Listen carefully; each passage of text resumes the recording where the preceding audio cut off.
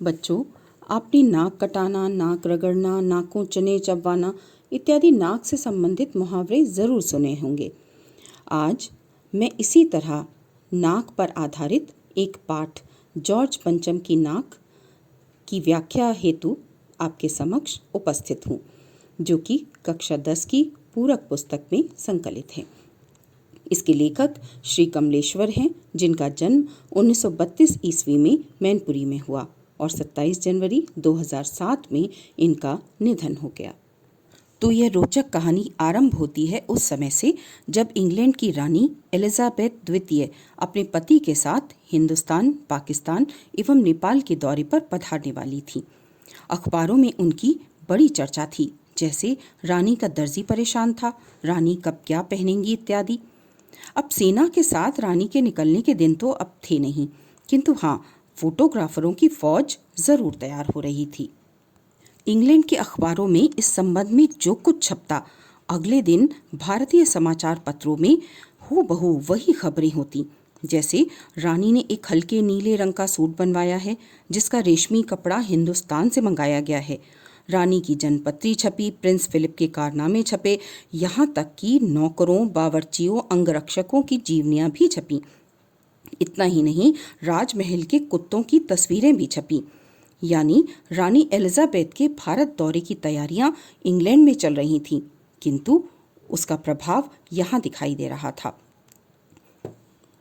यानी शंख इंग्लैंड में बज रहा था, गूंज भारत में सुनाई दे रही थी।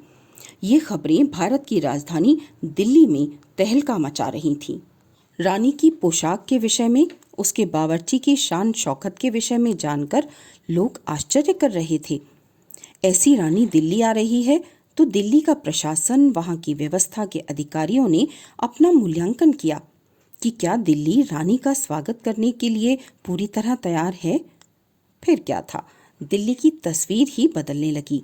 सामान्य तौर पर आदेश दिए जाते थे, फाइलें आगे बढ़ती रही होंगी, लेकिन इस बार बिना कहे, बिना किसी की निगरानी के सड़कों की मरम्मत हो गई, पुरानी सड़कें साफ कर दी गईं और इमारतों को सजा दिया गया। लेकिन इन सब के बीच एक बड़ी मुसीबत थी, जॉर्ज पंचम की नाक। नई दिल्ली में सब था, सारी तैयारियां थीं, और जो नहीं था शीघ्र ही पूरा होने की उम्मीद थी। लेकिन दिल्ली में सब कुछ था, लेकिन नाक नहीं थी। अर्थात दिल्ली में सारी व्यवस्था थी, अपनी सत्ता, आत्मनिर्भरता सब थी, लेकिन आत्मसम्मान नहीं था। क्यों? क्योंकि जिस रानी के इस एक आदेश पर भारत के लिए काले कानून पारित किए गए, दमनकारी नीतियां लागू की गईं, सालों साल भारतीयों पर अत्याचार किए गए, हमारे देश को परतंत्रता की बेड़ियों में जकड़ कर रखा गया, जिसके विरोध में हमारे अनगिनत स्वतंत्रता सेनानी बलिदान हो गए, उसके स्वागत की तैयारियों के लिए इतनी जोड़ तोड़ की जा रही थी और उस जॉर्ज पंचम की प्रतिमा की परवाह की जा रही थी, जिसने जीते जागते भारतीयों की कभी परवाह की ही नहीं। इस नाक की भी एक बड़ी लंबी कहानी थी। इसी नाक के लिए कभी बड़े बड़े आंदोलन हुए थे। पिछले दिनों की बात कर रहा है लेखक, कई साल पहले बहस इस बात पर हुई थी कि जॉर्ज पंचम की नाक रहने दी जाए या हटा दी जाए। फिर क्या था, नाक के लिए पहरेदार तैनात कर दिए गए। हिंदुस्तान में कई ऐसे लोगों की प्रतिमाएं थीं जिन्हें नुकसान पहुंचाया गया था, तो फिर शानो शौकत के साथ उनकी नाकों को, यानी उनके सम्मान को, अजायब घरों यानी म्यूजियम में सजा दिया गया। यानी उन अंग्रेजों के सम्मान को म्यूजियम में सजा दिया गया। इसी बीच एक हादसा हुआ। इंडिया गेट के सामने स्थित जॉर्ज पंचम की प्रतिमा की नाक गायब हो गई थी, और अब रानी आए और नाक ना हो तो बहुत गलत बात हो जाएगी। सो देश के खैरख्वाहों यानी चाटुकारों की मीटिंग बुलाई गई। इस सब लोग इस बात पर सहमत थे कि यदि नाक ना हुई तो हमारा सम्मान भी मिट्टी में मिल जाएगा। फिर क्या था, सभी ने सुझाव दिए, दिमाग पर जोर डाला गया और तय किया कि नाक का होना तो हर हाल में जरूरी है। एक मूर्तिकार को बुलाया गया। मूर्तिकार था तो कलाकार, लेकिन पैसों का अभाव था उसके पास। उसे नाक लगाने का आदेश दिया गया। मूर्तिकार ने जवाब दिया कि नाक तो लग जाएगी, लेकिन यह तो पता चले कि यह मूर्ति कब और कहाँ बनी थी और इसका पत्थर कहाँ से लाया गया था। फिर हुआ ये कि पूरी जिम्मेदारी उस मूर्तिकार को सौंप दी गई। पुरातत्व विभाग की फाइलों को खोला गया, किंतु अंत में पता चला कि फाइलों में कुछ भी था ही नहीं, सब कुछ फाइलें हजम कर चुकी थीं। अंग्रेज तो भारत छोड़ गए थे, लेकिन अंग्रेजों के चाटुकार अफसर और चाटुकारिता अभी भी देश में थी। तो इस बार चाटुकार अफसरों के चेहरे फिर से उदास हो गए। फिर से मूर्तिकार को बुलाया गया। अब उसने आश्वासन दिया कि वह पत्थर की खोज करके ही रहेगा। इसके लिए हिंदुस्तान के हर पहाड़ों पर वो जाएगा और पत्थर खोज कर लाएगा। सभापति ने भी बड़े गर्व से कह दिया कि ऐसी कौन सी चीज़ है जो हिंदुस्तान में नहीं मिल सकती। ज़रूरत खोजने की है और खोज करने के लिए मेहनत करनी होगी और मेहनत का फल ज़रूर मिलेगा। फिर तो वह मूर्तिकार हिंदुस्तान के पहाड़ों पर पत्थर की खोज में निकल पड़ा, लेकिन हताश होकर जल्दी ही लौट आया। उसके चेहरे से निराशा टपक रही थी, यानी वैसा पत्थर उसे मिला ही नहीं। फिर तो सभापति ने तैश में आकर जो कहा उसके माध्यम से लेखक ने व्यंग किया है कि आज हम पाश्चात्य तौर तरीके, रहन सहन, यहाँ तक कि दिल दिमाग भी वैसा ही अपना चुके हैं। ऐसे में पत्थर क्यों नहीं मिल सकता। चुप खड़े मूर्तिकार की आंखों में चमक आ गई।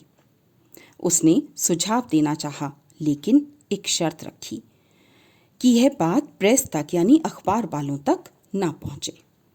फिर क्या था, बंद दरवाजों के अंदर मूर्तिकार ने सुझाव दिया कि देश में भारतीय नेताओं की मूर्तियां भी हैं। यदि उनमें से किसी की नाक इस पर फिट बैठे तो उसे उतार लाया जाए। और फिर सभी चाटुकारों ने तुरंत ही सहमति दे दी। मूर्तिकार देश के दौरे पर निकल पड़ा। बम्बई में दादा भाई नौरोजी, गोखले, तिलक, शिवाजी, कौवसजी जहांगीर, गुजरात में गांधी जी, सरदार पटेल, विट्ठल भाई पटेल, महादेव देसाई, बंगाल में गुरुदेव रवींद्रनाथ टैगोर, सुभाष चंद्र बोस, राजा राम मोहन राय, उत्तर प्रदेश में चंद्रशेखर आज़ाद, बिस्मिल, मोतीलाल नेहरू, मदन मोहन मालवीय की मूर्तियों के पास वो मूर्तिकार गया। मद्रास में सत्यमूर्ति, पंजाब में लाला लाजपत राय और भगत सिंह की मूर्तियों को भी उसने देखा। लेकिन ये क्या था, सबकी नाक जॉर्ज पंचम की नाक से बड़ी निकली। बच्चों बहुत ध्यान दें, यहाँ पर नाक मान सम्मान एवं प्रतिष्ठा की प्रतीक है और सबकी नाक जॉर्ज पंचम की नाक से बड़ी निकली। इसका आशय ये हुआ कि देश के सभी स्वतंत्रता सेनानियों का मान सम्मान एवं प्रतिष्ठा जॉर्ज पंचम की प्रतिष्ठा से बड़ी थी। जॉर्ज पंचम ने अपने स्वार्थ के लिए भारत को गुलाम बनाए रखा था, जबकि हमारे स्वतंत्रता सेनानी देश के लिए, लोगों के लिए, भारतवासियों के लिए शहीद हो गए थे, अपना सब कुछ बलिदान कर गए थे। अंत में मूर्तिकार बिहार सेक्रेटेरिएट के सामने 1942 में शहीद हुए बच्चों की मूर्तियों पर भी गया, किंतु जॉर्ज पंचम का सम्मान हमारे शहीद बच्चों के सम्मान को छू भी ना सका। बच्चों की नाक भी इंग्लैंड के राजा जॉर्ज पंचम की नाक से बड़ी निकली। एक बार फिर निराशा छा गई। फिर से अफरा तफरी मच गई। राजधानी में सारी तैयारियां चल रही थीं। रानी के आने का समय भी समीप था। जॉर्ज पंचम की मूर्ति को रगड़ रगड़ कर साफ किया गया था, रंग दिया गया, लेकिन नाक अभी भी गायब थी। अब एक बार फिर अंग्रेजों के चाटुकारों में खलबली मच गई। अगर जॉर्ज पंचम के नाक ना लग पाई तो फिर रानी का स्वागत करने का क्या मतलब। यह तो अपनी ही नाक कटाने वाली बात हुई। मूर्तिकार तो पैसे से लाचार था, अर्थात गरीब था, इसलिए हार मानने वाला कलाकार तो वो था नहीं। उसके दिमाग में हैरत अंगेज ख्याल आया और फिर उसने शर्त रखी कि प्रेस तक ये बात ना पहुंचे। फिर उसने सुझाव दिया कि यदि 40 करोड़ भारतीयों में से एक जिंदा नाक लगा दी जाए। बात मामूली तो थी नहीं, सो सन्नाटा छा गया वहां। सारी जिम्मेदारी अपने ऊपर ले ली मूर्तिकार ने और फिर अंत में मूर्तिकार को इजाजत भी मिल गई। अखबारों में इतना ही छपा कि नाक का मसला हल हो गया है और जॉर्ज पंचम की लाट की नाक लग गई है। नाक लगाई जाए इससे पहले हथियारबंद पहरेदारों को तैनात कर दिया गया। और भी तैयारियां हुई, जैसे मूर्ति के आसपास का तालाब सुखाकर साफ किया गया, उसकी गंदगी निकाली गई और ताज़ा पानी उसमें डाला गया, ताकि जो जिंदा नाक लगाई जानी थी वह सूख ना जाए। इस बात की खबर जनता को बिल्कुल ना थी। गुपचुप तरीके से सारी तैयारियां चल रही थीं। एक खास दिन यानी महारानी एलिजाबेथ के आने से पूर्व नाक लग जाए, इस निर्देश के साथ कमेटी वालों ने कुछ उसे मदद भी दी और फिर उस खास दिन नाक लग गई। जॉर्ज पंचम की मूर्ति के नाक लगा दी गई। सब अखबारों में खबर छपी कि जॉर्ज पंचम के जिंदा नाक लगाई गई है, यानी ऐसी नाक लगाई गई है जो पत्थर की कतई नहीं लगती, बिल्कुल असली लगती है। लेकिन बच्चों, उस दिन यह बात खास ध्यान देने वाली थी कि समाचार पत्रों में कोई भी खबर नहीं थी। ना तो किसी उद्घाटन की खबर थी, ना किसी सार्वजनिक सभा की, ना किसी के अभिनंदन की, ना कोई मानपत्र भेंट करने की खबर, ना किसी स्वागत समारोह का कोई समाचार। यानी सब समाचार खाली थे। अर्थात बच्चों, जिस खबर को छिपाया जा रहा था वह अखबारों तक पहुंच चुकी थी और विरोध स्वरूप सारे अखबार चुप थे। एक बुत के लिए यानी एक मूर्ति के लिए एक जिंदा व्यक्ति की नाक लगा दी गई। यह मानवता की तो हत्या थी ही। ऊपर से देखने पर तो यह उन लोगों की विजय थी जिनके लिए देश और उसका सम्मान कोई महत्व नहीं रखता, जो मानसिक रूप से अभी भी अंग्रेजों के गुलाम हैं। लेकिन यह विजय उनकी नहीं, बल्कि मीडिया यह उम्मीद जगा रहा था कि देश में अब अंग्रेजों का शासन नहीं है, इसलिए यदि कहीं कुछ भी अनुचित होगा तो विरोध तो होगा ही।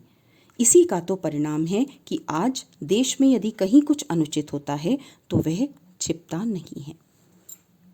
बच्चों, कैसी लगी कहानी? कहानी को कोरी कल्पना ना मानकर जीवन का, समाज का सच मानना चाहिए। और ये सच आपको समझ आ गया होगा, मैं आशा करती हूँ। आपकी सुविधा के लिए डिस्क्रिप्शन बॉक्स में प्रश्नोत्तर हैं, आप उससे मदद ले सकते हैं। हमारी फिर भेंट होगी। धन्यवाद।